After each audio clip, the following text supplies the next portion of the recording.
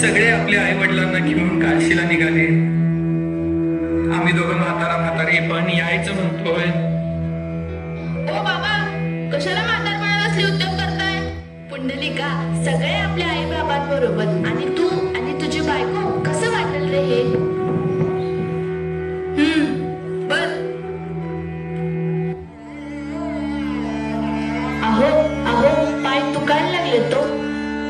होय रुक्मिणी, थांबूया जरा इथं. पुंडलिका, जरा थांबू बाबा आता. उठा आता, चला बसायला आराम. पुंडलिका, अजून थोडा वेळ बसू. होय रे भाया, होय.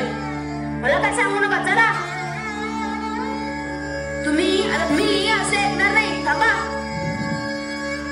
अरे पुंडलिका, अरे काय करतोयस हे? अरे कशासाठी करतोयस हे? आता बघा तुम्ही कसं नाही. तुम्ही अरे बाळा, नको. तुम्ही का बसा. आता बघा तुम्हाला कसं नाही होते. चला अख्खा गाव पुढे गेले.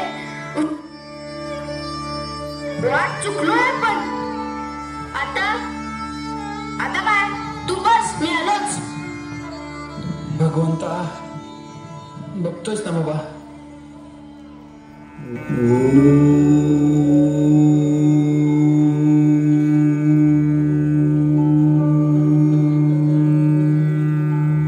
नमस्ते ऋषीवर. बोल बालका, काशीला जायचा रस्ता कुठे? मला नाही माहिती. काय?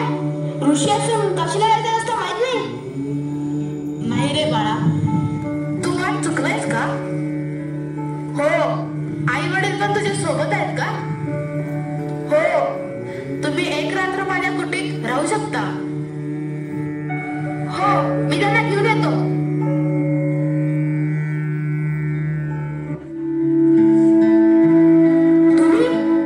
तुम्ही कोण? मी गंगा, मी यमुना, मी सरस्वती. अरे तुम्ही तर पवित्र नद्या आहात. तुम्ही या ऋषीमुनींच्या आश्रमात काय करताय? या ऋषीमुनींना सारा काशीचा रस्ता माहित नाही. तुम्ही यांच्या आश्रमात का सेवा करताय?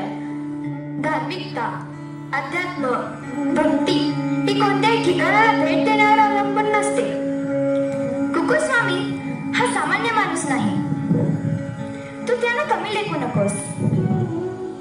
पण त्यांनी असं काय पुण्य केलंय? पुण्य हे धार्मिक स्थळाला भेट देऊन मिळत नसतं. हे ऋषी साधारण माणूस नाही. त्यांनी आयुष्यभर आपल्या आई वडिलांची सेवा केली. आपलं आयुष्य लोकोद्धारासाठी समर्पित केलं. तुझ्या आई वडिलांना जे वागवतोस ते तुला योग्य वाटतं? तुला पुण्य मिळेल? आई वडिलांनी तुला जग दाखवलं, त्यांना तू अशी वागणूक देतोयस. हे तर मोठं पाप घडत आहे तुझ्या हातातून. नाही, मी चुकलो. मला माफ करा. हे देवीने तुम्ही माझे डोळे उघडले. मी चुकलो. मी खूप मोठं पाप केलंय. मी मोठा अपराधी आहे. या पापातून मुक्त होण्यासाठी मी माझ्या आई वडिलांची मनोभावी सेवा करेन. त्यांच्यासाठी पूर्ण आयुष्य समर्पित करीन. मला माफ करा. मी चुकलो. मी पाया पडतो.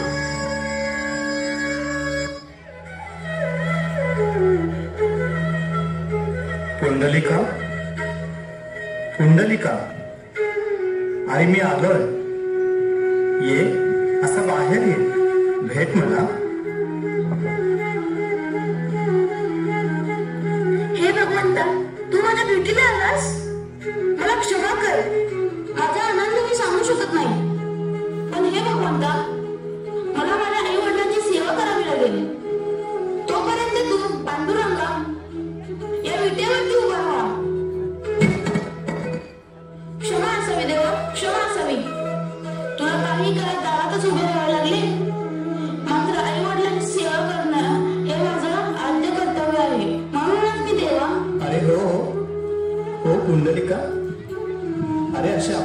अशी मनामनी ठेवू नकोस.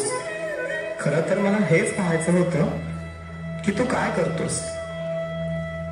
अरे मी तर प्रसन्न आहे तुझ्या मातृभक्ती आणि पितृभक्तीवर. असा पुत्र प्रत्येक आई वडिलांना मिळो. सांग सांग कुंडलिका, तुला काय हवंय. हे विठ्ठला, तुझे हे हात स्वतःच्या कमरेवर ठेवलेलं आणि विटेवर उभा असलेलं रूप मला फारच भावलेलं आहे. तुझ्या या रूपाच्या प्रेमातच मी आहे.